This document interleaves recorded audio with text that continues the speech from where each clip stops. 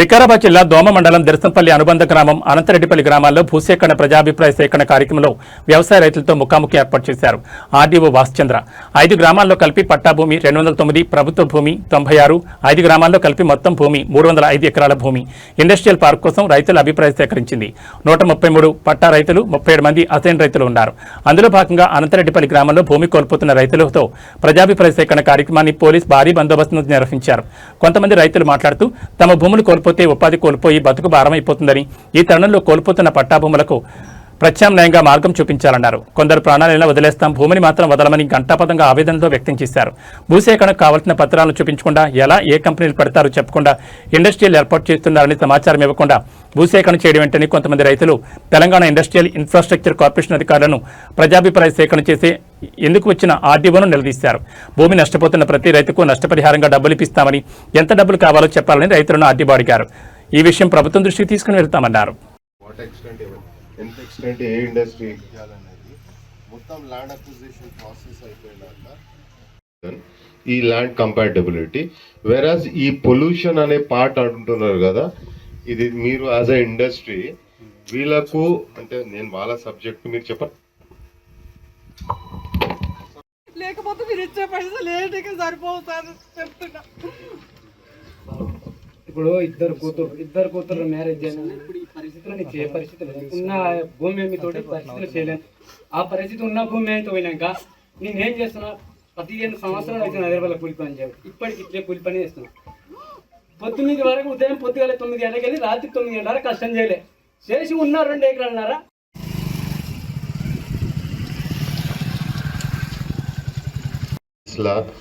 Maximum government land, attachable land compatibility ఉంటుంది. In that manner it has been selected in first instance. It is not that specially ఈ village అని కాదు, connecting villages also which are also taken into consideration to get the compatibility. And wherever there is a government land huge extent లేదా ఆ survey number వేసినది ఫిజికల్గా వాళ్ళు identify చేసిన number కూడా ఉండొచ్చు. ఎంజాయ్మెంట్ సర్వే చేసిన తర్వాత అప్పుడు ఒరిజినల్గా ఫిజికల్గా ఉన్న సార్ ఇప్పుడు కొందరికి మీ అందరికీ తెలుసు, పట్టేదారు ఒక సర్వే నెంబర్లో ఉన్నాడు, ఫిజికల్ ఇంకో దగ్గర, మీకు అందరికి తెలిసిందే కదా. ఇప్పుడు మనం ఎంజాయ్మెంట్ సర్వే చేస్తే పట్టేదారేమో ఒక సర్వే నెంబర్లో ఉంటాడు, ఫిజికల్ ఇంకో, ఆ ఫిజికల్ ఉన్న సర్వే నెంబర్ టైటిల్ వేరే దగ్గర ఉంటుంది.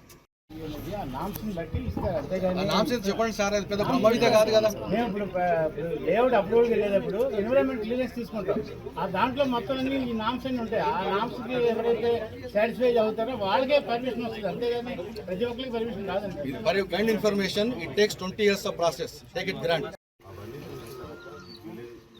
వీళ్ళకి యాక్సెసిబిలిటీ ఈ పరిసరాల్లో కావాలన్నప్పుడు మేము ఇక్కడ గవర్నమెంట్ ల్యాండ్ ఇప్పుడు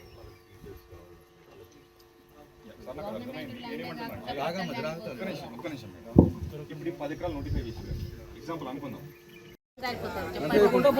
ఎందుకంటే వాళ్ళు కూడా సార్ ఫైల్ జాబ్ వచ్చింది కాబట్టి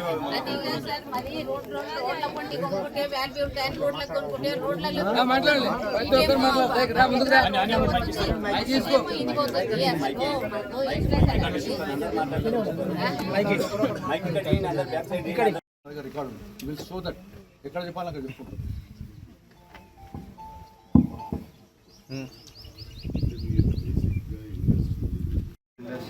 పెట్టుకున్నారు ఇండస్ట్రియల్ పార్క్ కోసం ఈ ల్యాండ్ భూసేకరణ చేస్తున్నారు. ఇండస్ట్రీ అని చెప్పండి. సబ్సిక్వెంట్గా ఎంజాయ్మెంట్ సర్వే చేస్తాము. సోషల్ అంటే ఎంతమంది మొత్తం మీలాంటి మొత్తం కొంచెం మిగుడు భూమి ఉండేటోళ్ళు అది కూడా సోషియో ఎకనామిక్ సర్వే చేస్తారు. R&R వాళ్ళకి ఇస్తారు. ఇప్పుడు అమ్మాయికి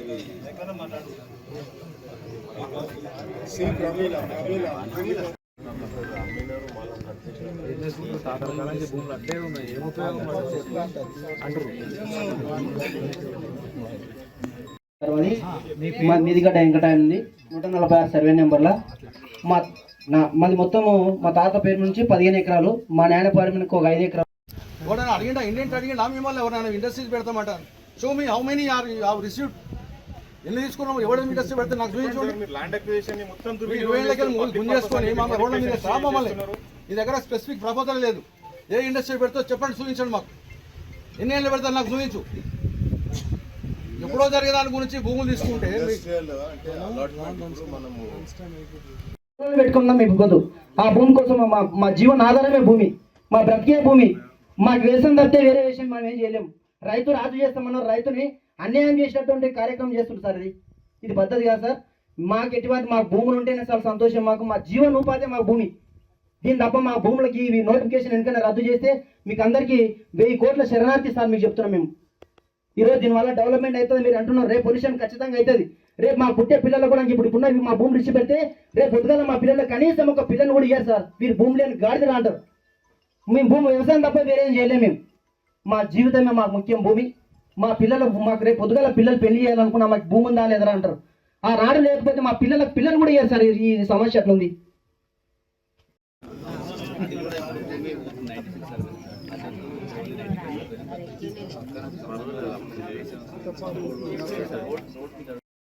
పట్టా భూమి సార్ 5 ఎకరాలు 3 గుంటలు ఉంది సార్ మాకు. ఇప్పుడు కనీసం మా భూములు పోతున్నాయి మా అమ్మ నాన్నలు చెప్తే వాళ్ళు ఆదర్శ పడతారని ఎట్లా పోతో చెప్పని చెప్పి వాళ్ళకి ధైర్యం ఇస్తున్నాం ప్రతిసారి. ముసలోళ్ళకు 10 మంది ఉన్నారు సార్. మా పెద్ద మంది మా పెద్ద ఆయన ఉన్నారు. అంతా వాళ్ళందరూ చనిపోయినా కూడా ముసలోళ్ళు పెట్టుకున్నాం మీ పొద్దు. ఆ భూమి కోసం మా జీవన ఆధారమే భూమి, మా బ్రతికే భూమి. మాకు వ్యవసాయం తప్పితే వేరే విషయం మనం ఏం చేయలేము. రైతు రాజు చేస్తామన్నారు, రైతుని అన్యాయం చేసినటువంటి కార్యక్రమం చేస్తుంది సార్. ఇది పద్ధతి కాదు సార్. మాకు ఎటువంటి మాకు భూములు ఉంటేనే చాలా సంతోషం. మాకు మా జీవన ఉపాధి మాకు భూమి. దీని తప్ప మా భూములకి ఇవి నోటిఫికేషన్ ఎందుకైనా రద్దు చేస్తే మీకు అందరికీ 1000 కోట్ల శరణార్థి సార్ మీకు చెప్తున్నాం మేము. భూమి రోడ్లో పోతుంది సార్, మెయిన్ రోడ్లో పోతుంది. ఏడికెళ్ళి ఆడికి అది ఉన్నదే మంచి భూమి అనుకుంటే అది కూడా రోడ్లో పోతుంది. ఇప్పుడు అక్కడ రోడ్ అవతలకి తీసుకుందాం, అది ఉంది కదలే ఇది పోతే పోనీలే అనుకుంటే అది మొత్తం 15 ఎకరాలు రోడ్ అవతల పోతుంది.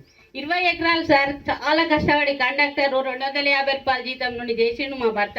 కష్టము అంత కష్టపడుకుంటా పిల్లలు పెద్దగా అయితే ఏముండకపోతే ఎట్లా అని కొంచెం ఇంత కొనుక్కుంటూ వచ్చినాం సార్.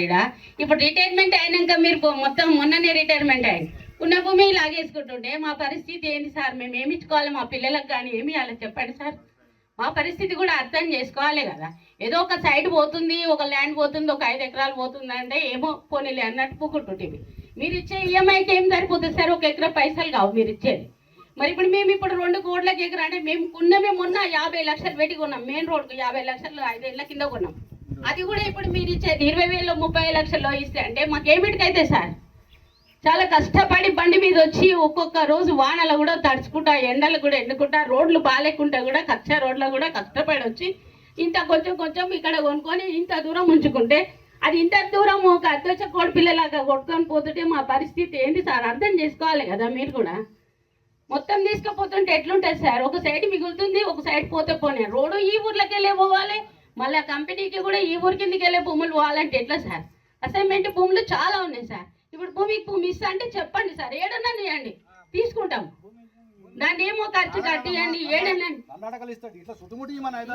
ఇవ్వండి సార్. ఇప్పుడు మనకు భూమి లేని వాళ్ళకు భూమి ఏడన్నా ఇవ్వండి. ఇప్పుడు రిటైర్మెంట్ అయినాక పరిస్థితి ఏంది సార్? అసలు అంత బాధతోటి అంత దూరంకి ఇప్పుడు రావాలని వచ్చినాం సార్. నేను ఎంత బాధతోటి కన్నీళ్ళు వస్తున్నాయో నాకు మీకు అర్థమైతే చాలు నా బాధ గురించి. సార్ నేను ఇంత దూరం వచ్చి ఇంత మంది ముంగట కన్నీళ్ళు పెట్టుకోవాలి పరిస్థితి సార్. నేను వచ్చినప్పట్లో నా చుట్టూ తిరిగినాను. ఈరోజు చెప్పొచ్చు అనంతరెడ్డిపల్లి ఈరోజు అనంతరెడ్డిపల్లి గ్రామ శివారులోని 209 ఎకరాలు పట్టా భూములు, 96 ఎకరాలు గైరాన్ భూములు. ఇక్కడ ఇండస్ట్రియల్ పార్క్ అని చెప్పేసి ఒక నోటిఫికేషన్ ఇవ్వడం జరిగింది తెలంగాణ గవర్నమెంట్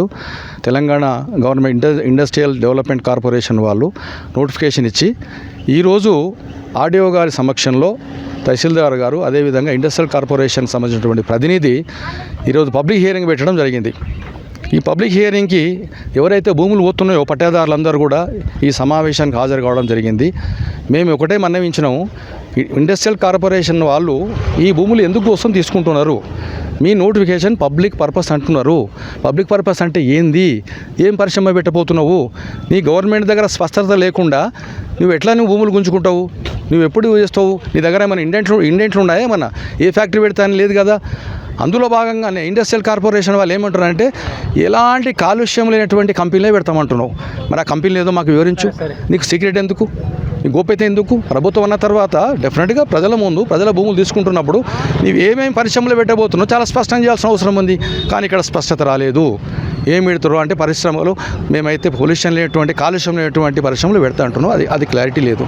మేము కూడా ఆర్డీఓ గారిని ఏమడిగినామంటే అసలు ఈ మీటింగ్ ఎందుకు పెట్టిండ్రు, నీ పర్పస్ ఏంది, భూములు ఎందుకు తీసుకుంటున్నారు, ఎందుకు తీసుకుంటారు, మరి ఏమేమి ఇస్తారు, మాకు భూములు పోతే భూములు ఇస్తారా అని ప్రశ్నించడం జరిగింది. ఆర్డీఓ గారు ఏమన్నారంటే ఇది కేవలం పబ్లిక్ హియరింగ్ మీటింగ్ కాబట్టి మేము కాన్సెంట్ తీసుకునేటప్పుడు మళ్ళీ ఒక మీటింగ్ పెడతాము, మళ్ళీ చర్చిస్తామన్నారు. ఈ సందర్భం ఏమేమన్నామంటే మాకు భూములు ఇవ్వండి. ఈ తరాలు ఎక్కడైతే మా భూములు పోయినాయో ఈ రేడియస్లో 5 కిలోమీటర్ లోపల మాకంతే భూమి ఇవ్వండి. మా భూమి ఇవ్వకుండా మీరు ఇచ్చే 20 ఇస్తారా, 25 ఇస్తారా, మీరు స్పష్టత లేకుండా రైతుకి ఏమి ఇవ్వదలుచుకున్నారో స్పష్టత లేకుండా ఈరోజు పబ్లిక్ హియరింగ్ మీటింగ్ పెట్టిండ్రు. మేము ఎందుకు ఇస్తాం? ఒప్పందాన్ని